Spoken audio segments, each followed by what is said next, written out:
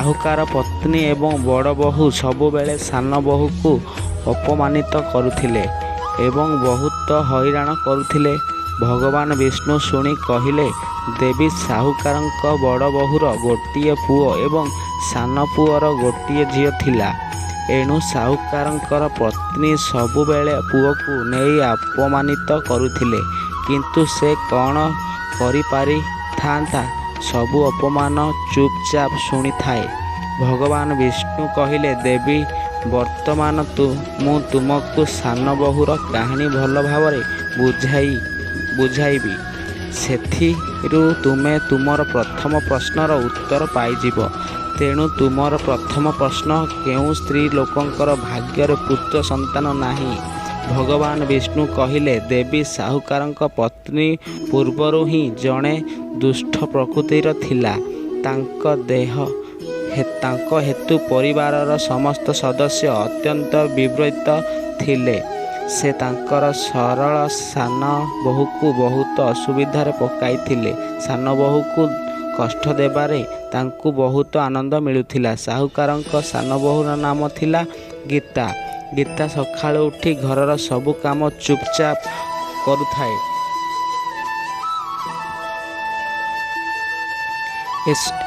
ଏସବୁ ବର୍ତ୍ତେ ଗୀତା ଶାଶୁଙ୍କର ପାଖକୁ ସବୁବେଳେ ଖଟକୁଥାଏ। ଦିନେ ସେତେବେଳେ ସୀତା ଘରର ଝାଡ଼ୁ କରୁଥିଲା। ସାହୁକାରଙ୍କ ପତ୍ନୀ କହିଲେ, ତା ହାତରେ କ'ଣ ଜୀବନ ନାହିଁ?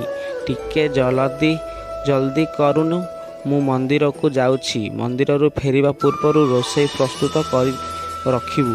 ବିଚାର ଗୀତା କ'ଣ କରିବ? ସେ ତାଙ୍କର ଶାଶୁଙ୍କର କଥା ଶୁଣିଥିଲା ଏବଂ ଘରର ସଫା କରିବା ପରେ ଗୀତା ରୋଷେଇ କରିବା ପାଇଁ ଆରମ୍ଭ କଲା। ରୋଷେଇ କରିବା ବେଳେ ସେ ଭାବୁଥିଲା ଯେ ଏତେ ପରିଶ୍ରମ କରିବା ପରେ ମଧ୍ୟ କିଛି କ୍ଷଣ ପାଇଁ ନିଶ୍ୱାସ ନେବାକୁ ମଧ୍ୟ ସମୟ ନାହିଁ। କିନ୍ତୁ ଏସବୁ ପରେ ବି ମୋ ଶାଶୁ ମୋତେ କାମରେ ସବୁବେଳେ କିଛି ନା କିଛି ଦୋଷ ଖୋଜୁଛନ୍ତି।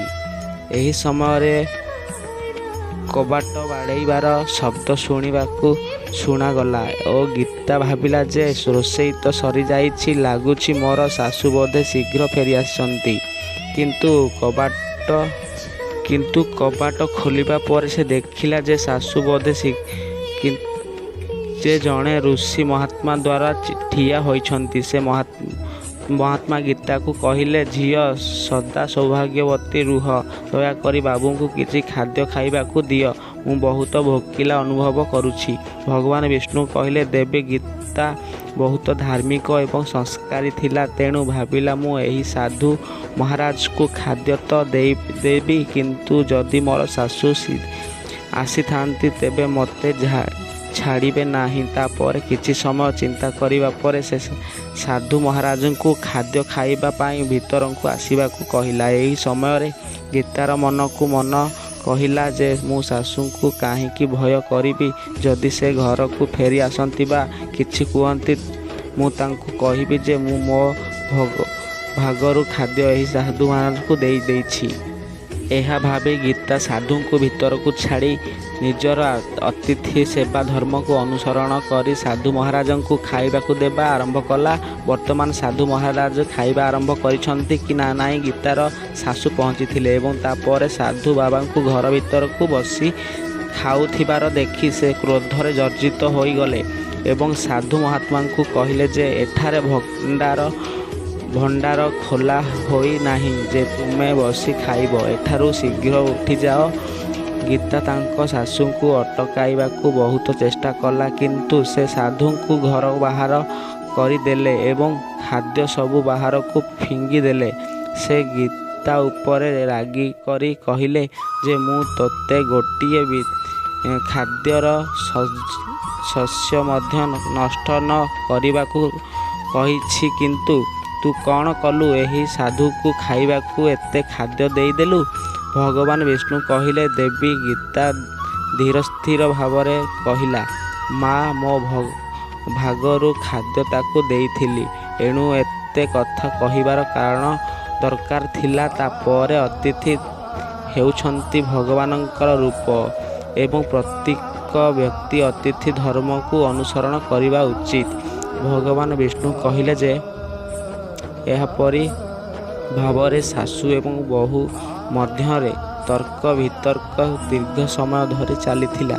ଶେଷରେ ଶାଶୁ ବଳପୂର୍ବକ ଗୀତାକୁ ଘରକୁ ବାହାରକୁ କରିଦେଲେ। ଗୀତା କାନ୍ଦି କାନ୍ଦି କବାଟକୁ ବାଡ଼େଇ ଚାଲିଥିଲା, କିନ୍ତୁ ତା ଶାଶୁ ପଥର ପାରି ରହିଲା। ତାଙ୍କ ହୃଦୟ ତରଳିଲା ନାହିଁ ଓ ସେହି କବାଟ ଖୋଲିଲା ନାହିଁ। ବର୍ତ୍ତମାନ ମା ଘରକୁ ଫେରିବା ଛଡ଼ା ଗୀତା ପାଖରେ ଆଉ କିଛି ବିକଳ୍ପ ନଥିଲା। ଭଗବାନ ବିଷ୍ଣୁ କହିଲେ, ଦେବୀ ଲକ୍ଷ୍ମୀ ଏହିପରି ଗୀତା ଦୁଃଖ ହୋଇଥିଲା। ନିଜ ମା ଘରକୁ ବାହାରିଗଲା। ରାସ୍ତାର ଝିଅର ଏକ ଘଞ୍ଚ ଜଙ୍ଗଲରେ ପଡ଼ିଲା। ଗୀତା ଭୋକ ଓ ଶୋଷରେ ତା ମା'ର ଘରକୁ ଯାଇଥିଲା। ହଠାତ୍ କଳା ମେଘ ମାଡ଼ି ଆସିଲା ଓ ପ୍ରବଳ ବର୍ଷା ଆରମ୍ଭ ହୋଇଗଲା। ବର୍ଷାରୁ ବଞ୍ଚିବା ପାଇଁ ଗୀତା ଗୋଟିଏ ଗଛର ସାହାରା ନେଲା, କିନ୍ତୁ ବର୍ଷା ଏତେ ଜୋରରେ ହେଇଥିଲା ଯେ ଏଥିରୁ ରକ୍ଷା ପାଇବା କଷ୍ଟକର ହୋଇପଡ଼ିଥିଲା। ଗୀତା ସେହି ଗଛରେ ଥିବା କୋରଡ଼ରେ ଥିବା ଭିତରେ ପ୍ରବେଶ କରିଥିଲା ଏବଂ ଭାବିଲା ଯେ ବର୍ଷା ବନ୍ଦ ହେବା ପରେ ସେ ବାହାରକୁ ଆସିବ। ଯେତେବେଳେ ଯାଏ ଏହି ରୋଡ଼ରେ ଭିତରେ ନିଜକୁ ସୁରକ୍ଷା କରିପାରିବି। ଗୀତା ଆଉ ଗଛରେ କୋରଡ଼ରେ ଭିତରେ ଥିଲା। ସେଠାରେ ପୂର୍ବରୁ ଜଣେ ଋଷି ରହୁଥିଲେ। ସେହି କହିଲେ, ଝିଅ କାନ୍ଦିବା ବନ୍ଦ କର। ମୁଁ ଜାଣେ ଯେ ତୁମର ଶାଶୁଘର ଲୋକମାନଙ୍କୁ ତୁମକୁ ଅସମ୍ମାନ କରିଛନ୍ତି, କାରଣ ସେମାନେ ଅତ୍ୟନ୍ତ ଦୁଷ୍ଟ ପ୍ରକୃତିର ଅଟନ୍ତି। ତୁମକୁ ହେୟ ଜ୍ଞାନ ଏଥିପାଇଁ କରୁଛନ୍ତି କାରଣ ତୁମର ଏପର୍ଯ୍ୟନ୍ତ କୌଣସି ପୁତ୍ର ସନ୍ତାନ ନାହିଁ। ତେଣୁ ବ୍ୟସ୍ତ ହୁଅ ନାହିଁ। ମୁଁ ତୁମକୁ ଏହି କାଗଜ ଦେଉଛି।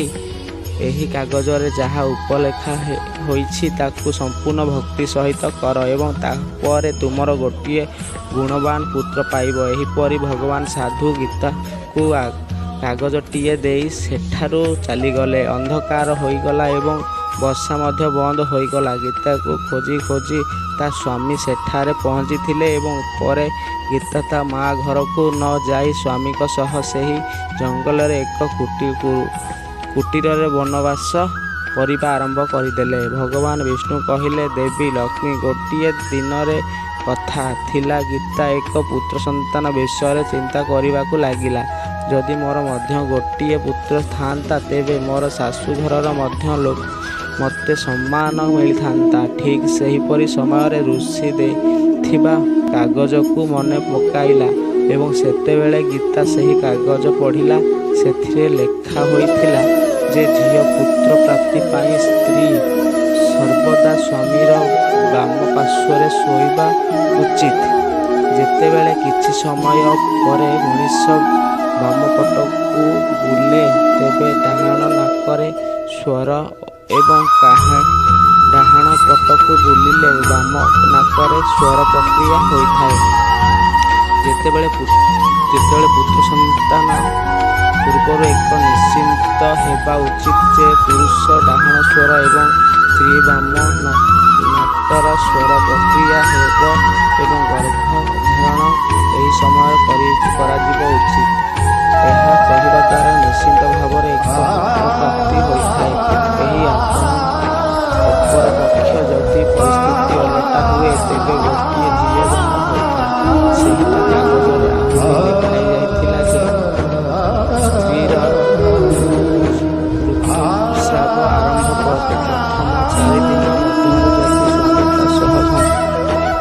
ପ୍ରଥମ 4 ଦିନ ମଧ୍ୟରେ ଯଦି ସ୍ୱାମୀ ତା ସହ ସମ୍ପର୍କ ରଖେ, ତେବେ ସେହି ବ୍ୟକ୍ତି ଅସୁସ୍ଥ ହୋଇଯାଇଥାଏ। ଯଦି ପଞ୍ଚମ ରାତିରେ ସମ୍ପର୍କ ରଖେ, ତେବେ ଗୋଟିଏ ଝିଅ ହୋଇଥାଏ। ଷଷ୍ଠ ରାତିରେ ସମ୍ପର୍କ ରଖେ, ତେବେ ପୁଅ ହୋଇଥାଏ। ସମସ୍ତ ରାତିରେ ସମ୍ପର୍କ ରଖେ, ବନ୍ଧା ଯିଏ ପ୍ରାପ୍ତ ହୁଏ। ଅଷ୍ଟମ ରାତିରେ ସମ୍ପର୍କ ରଖେ, ଦ୍ୱାରା ଗୋଟିଏ ଗୁଣବାନ ପୁତ୍ର ପ୍ରାପ୍ତ ହୁଏ। ନବମ ରାତିରେ ସମ୍ପର୍କ ରଖିବା ଦ୍ୱାରା ଜଣେ ଗୁଣବତୀ ଝିଅ ପ୍ରାପ୍ତ ହୁଏ। ଦଶମ ରାତିରେ ସମ୍ପର୍କ ରଖିଲେ ଗୋଟିଏ ଶ୍ରେଷ୍ଠ ପୁତ୍ରର ପ୍ରାପ୍ତି ହୋଇଥାଏ। 11 ରାତିରେ ମିଳନରୁ ଗୋଟିଏ ଐଶ୍ୱର୍ଯ୍ୟ ପ୍ରତି ଝିଅ ଜନ୍ମ ହୁଏ। ଏହାପରେ ଭଗବାନ ବିଷ୍ଣୁ କହନ୍ତି, ଦେବୀ ଲକ୍ଷ୍ମୀ ଏହିପରି ଭାବରେ ଦଶମ ରାତିରେ ସ୍ୱାମୀଙ୍କ ସହ ସମ୍ପର୍କ ରଖି ଗର୍ଭ ଧାରଣ କରିଥିଲେ।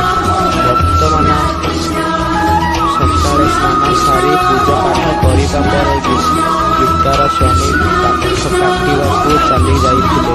ସେ ଚାଲିଯିବା ପରେ ବହୁତ ଜୋରରେ ଝଡ଼ ଆସିଥିଲା ଏବଂ ସେହି ଝଡ଼ରେ ଗୀତାଙ୍କ କୁଡ଼ିଆରେ ଉଡ଼ିଗଲା ଏବଂ ବର୍ଷା ଆରମ୍ଭ ହୋଇଗଲା। ତାପରେ ଗୀତା ନିଜକୁ ବର୍ଷାରୁ ରକ୍ଷା କରିବା ପାଇଁ ଗୋଟିଏ ଗଛରେ ସେହି କରଡ଼ରେ ଠିକଣା ଲେଖିଥିଲା, ଯେଉଁଥିରେ ବର୍ଷାରୁ ନିଜକୁ ରକ୍ଷା କରିବା ପାଇଁ ଗୀତା ପୂର୍ବରୁ ଲୁଚି ରହିଥିଲା। ଗଛରେ ଠିକଣା ଲେଖିଥିଲା କାରଣ ଯେତେବେଳେ ତା ସ୍ୱାମୀ ଫେରି ଆସିବେ ଏହି ଠିକଣାରେ ଦେଖି ତା ପାଖକୁ ପହଞ୍ଚିବେ। ଭଗବାନ ବିଷ୍ଣୁ କହିଲେ, ଦେବୀ ଲକ୍ଷ୍ମୀ ବର୍ଷାରୁ ରକ୍ଷା କରିବା ପାଇଁ ଗୀତା ସେହି ଗଛ କରଡ଼ରେ ଯାଇ ତା ଭିତରେ ଲୁଚି ରହିଲା। ସେହି ଗଛ ପାଖରେ ଦୁଇଟି ଭୂତଙ୍କର ବାସସ୍ଥାନ ଥିଲା। ଭୟଙ୍କର ଭୂତ ସେହି ଗଛ ଆଡ଼କୁ ଆସୁଥିଲେ। ସେମାନେ ସେହି ଗଛ ତଳେ ପହଞ୍ଚିବା ପରେ ଗୋଟିଏ ଭୂତ ଆସି କହିଲା, ଆଜି ମାଣିକଟାକୁ ଯିବାକୁ ଇଚ୍ଛା ହେଉଛି। ତାପରେ ଅନ୍ୟ ଭୂତଟି କହିଲା, ଏଥି ଆମ ପାଇଁ ବଡ଼ କଥା କ'ଣ? ଏହି ଗଛ ଆମକୁ ଉଡ଼ାଇ ନେବ ଏବଂ ମାଣିକ ଟାପୁରେ ହିଁ ପହଞ୍ଚିବାଇ ଦେବ। ଏହା କହି ଭୟଙ୍କର ଭୂତ ଗଛ ଉପରେ ବସିଗଲେ ଏବଂ ଗଛଟି ହଠାତ୍ ଉଡ଼ିଗଲା ଆରମ୍ଭ କଲା। ଅନ୍ୟପଟେ ଗୀତା ସେହି ଗଛ କରଡ଼ରେ ପ୍ରବେଶ କରିବା ପରେ ଥକାପଣ ହେତୁ ଶୋଇ ପଡ଼ିଥିଲା। କିନ୍ତୁ ଉଡ଼ୁଥିବା ଗଛର ଝଟକାରେ ଗୀତାର ନିଦ ଭାଙ୍ଗିଲା। ଗଛଟି ଉଡ଼ୁଥିବାର ଦେଖି ସେ ହଠାତ୍ ଭୟଭୀତ ହୋଇଗଲା। ଯେତେବେଳେ ଗୀତା ବାହାରକୁ ଚାଲିଲା, ଗଛ ଉପରେ ଦୁଇଟି ଭୂତ ବସିଥିଲେ ଏବଂ ଗୀତାର ପରିସ୍ଥିତିକୁ ସାମ୍ନା କରିବାକୁ ଯାଇ ଭାବିଲା ଯେ ଯାହା ହେବ ଭଲ ହେବ।